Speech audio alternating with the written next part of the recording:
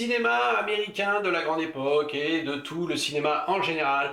Je me présente Christophe et je suis heureux de vous retrouver aujourd'hui pour la dernière légende consacrée à Clint Eastwood. Entre poussière et poudre noire, entre western à l'ancienne et le souffle nouveau de Sergio Leone, Clint Eastwood trace sa route dans Sierra Torrid. Il ne joue pas seulement le cow-boy, il façonne sa légende.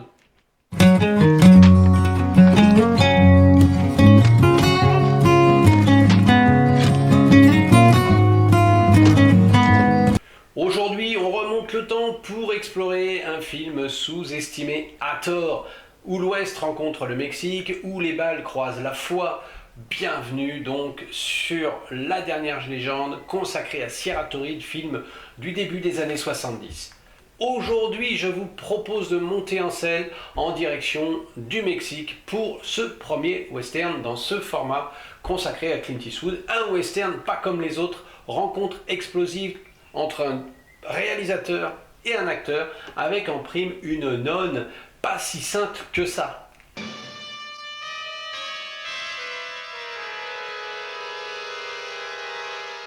Clint Eastwood has a fistful of dynamite. Au Mexique, au milieu du 19e siècle, un mercenaire, Hogan, prêt à tout pour gagner un petit peu d'argent, effectue une mission de reconnaissance. En chemin, il libère une femme des griffes de 3 salopards. À sa grande surprise, il s'agit d'une religieuse, sœur Sarah, recherchée par l'armée française pour avoir collecté des fonds au profit des partisans mexicains. Et oui, c'était la guerre entre les Français et les Mexicains à cette époque-là. Ils vont faire donc un petit bout de chemin ensemble. You make very good coffee. Man on his own has to take care of himself. So you're not married? Nope. Ever been? Nope. Want to be? Nope. Alors pourquoi avoir choisi ce western pour ce nouvel épisode de la dernière légende? Eh bien, outre le fait que le film mérite un coup de projecteur, c'est aussi parce que c'est un film produit par Universal. Vous allez me dire, quel intérêt de le savoir? Eh bien, tout simplement parce que la dernière vidéo que j'ai consacrée au film Oh les flingues, film produit par la Warner, eh bien, ce studio a quasiment bloqué tous les extraits de films que j'avais mis pour monter la vidéo, pour que la rende un petit peu plus sympathique. Et il a fallu que je me retape un montage à nouveau en enlevant quasiment tous les extraits, ce qui m'a un petit peu agacé. Voyez-vous, pour me faire perdre du temps, c'était pas mal. Et en plus, le rendu, je trouve, ça reste moins bon parce que c'est moins punchy, il y a moins d'extraits, etc., etc. J'ai pas voulu prendre de risques. Je me suis dit, eh bien, je vais choisir un autre film sous une autre bannière, Universal. Voilà. Ceci étant dit, il nous faut tout de suite mentionner qu'au départ, ce film devait être interprété par Elizabeth Taylor, accord passé tacitement avec Clint Eastwood lors du tournage de Quand les aigles attaquent, lorsqu'elle était avec son mari Richard Burton sur ce fameux tournage. Et le film devait se tourner en Espagne. Mais lorsque la production a mis la main là-dessus, eh bien, elle a décidé de déplacer sa production au Mexique. Elle a déclaré donc forfait et elle a loupé ce rôle. Il a fallu donc trouver une nouvelle actrice pour mettre aux côtés de Clint Eastwood, qui lui avait signé cet engagement pour ce western déjà bien longtemps en avance, avant même les succès d'Un shérif à New York, pour ne mentionner que celui-ci. Et donc le studio s'est empressé d'imposer Shirley MacLaine, qui était disponible et sous contrat. Il faut aussi mentionner que Leonard Irvine, le président de la Malpaso et le conseiller financier de Clint Eastwood, est mort entre-temps en 1969. Et dans leur contrat, il est stipulé que entre Malpaso et Universal, en cas de désaccord majeur, eh bien ce serait la Universal qui aurait le dernier mot.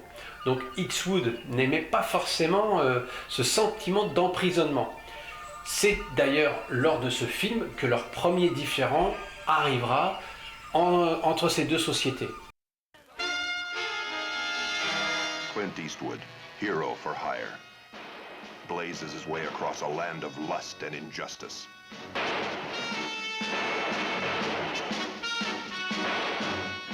Mr. Action himself. Depuis ses débuts, Shirley MacLaine, qui avait commencé avec le film Mais qui a tué Harry, a été nominé 3 fois en 15 ans aux Oscars. L'un de ses points forts était de jouer les prostituées au grand cœur. Mais Siegel et Clint Eastwood n'étaient pas très enthousiastes vis-à-vis du choix de Shirley MacLaine. En partie, disait-il, parce que Sœur Sarah était censée être mexicaine. Et si tout le monde était prêt à accepter que Liz Taylor joue un rôle de mexicaine, le visage pâle et les taches de rousseur de Shirley MacLaine nécessitaient des réécritures de certains moments, et notamment pour procurer au personnage des origines américaines.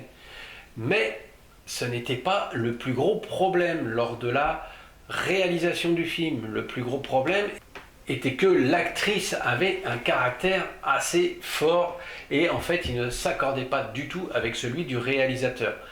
Après, on peut quand même lui accorder que ça a été un tournage difficile parce qu'elle était quasiment tout le temps habillée en nonne, donc voilà, et sous le soleil, sous des températures avoisinant les 38-40 degrés, donc c'était forcément pas facile. En plus, on a embauché bien sûr un homme pour qu'il la suive partout, avec une grande ombrelle pour la protéger du soleil. Malgré tout, elle a pris des sacrés coups de soleil malgré tout.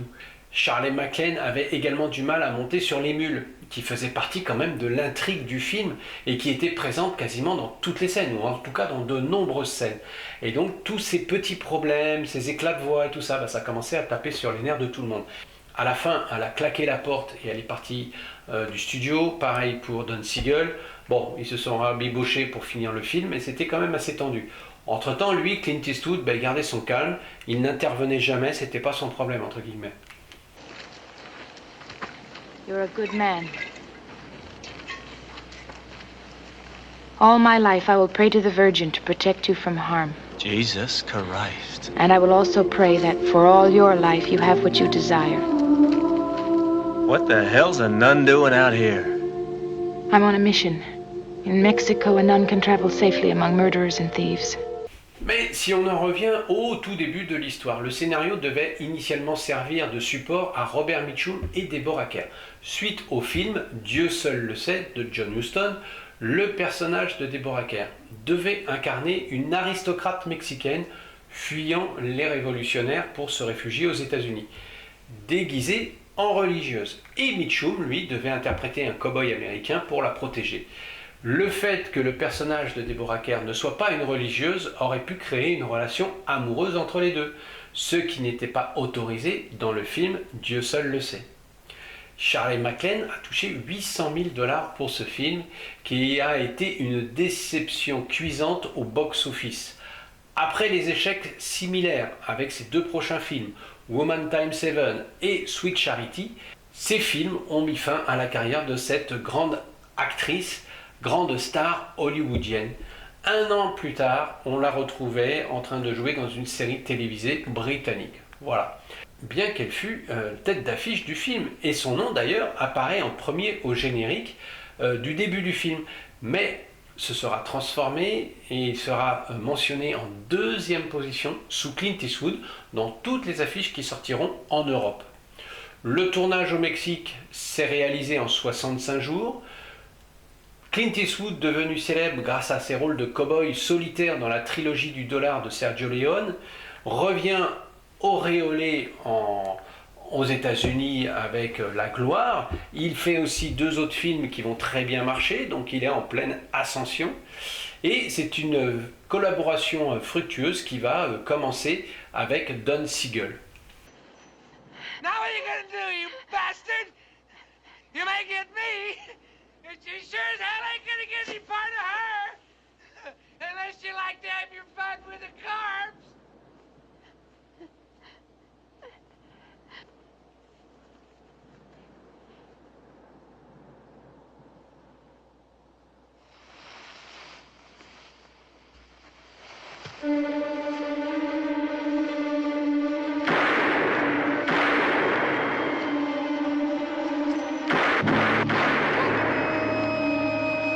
Ensemble, ils vont donner naissance à une série de films très différents les uns des autres, Peu de rapport effectivement entre les polars urbains à tendance réactionnaire comme L'inspecteur Harry, le film d'auteur à la thématique audacieuse comme Les Proies, ou encore le simple divertissement commercial comme Sierra Torrid en est le prototype.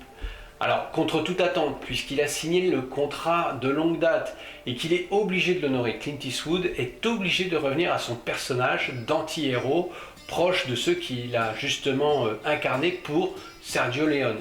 Un rapprochement d'ailleurs renforcé par la présence d'Ennio Morricone pour la musique. Musique, encore une fois, reconnaissable parmi tant d'autres, un rôle vraiment important dans ce film.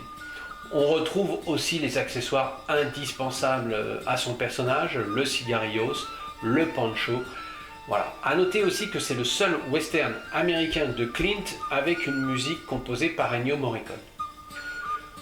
Le titre américain, justement, est complètement différent de la traduction en français.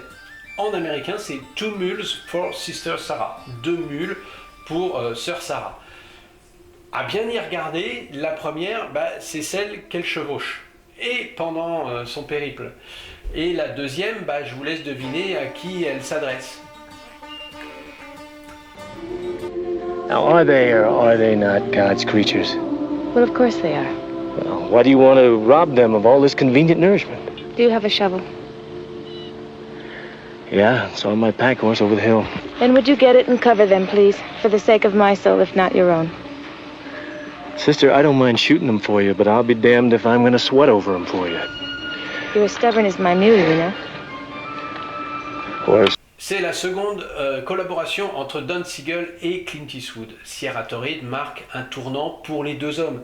D'un côté, Clint Eastwood trouve un mentor en la personne de Siegel, dont il adoptera plus tard la manière de filmer, l'efficacité, le respect du timing, le respect du budget. Siegel découvre, lui, un acteur au charisme brut, capable de porter un film à lui seul et d'attirer un large public.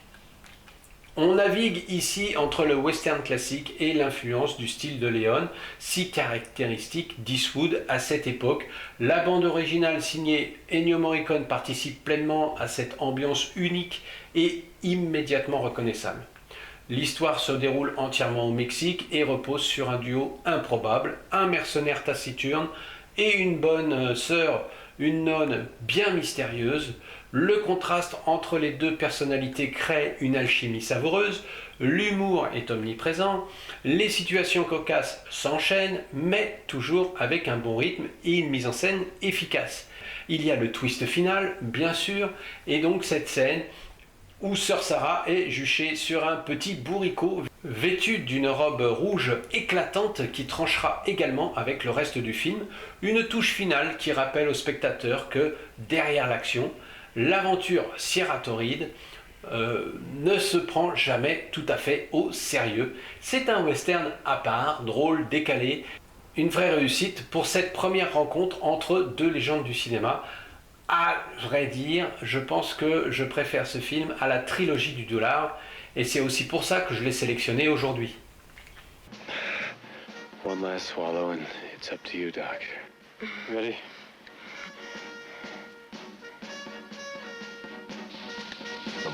Voilà, c'est tout pour aujourd'hui. J'espère que vous avez appris 2-3 petites choses sur ce film, que vous avez pris plaisir au visionnage.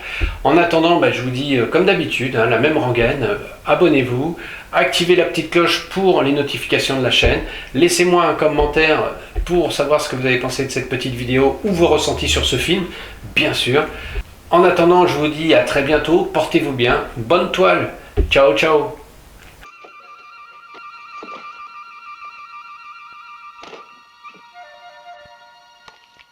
The least you can do is take off your hat.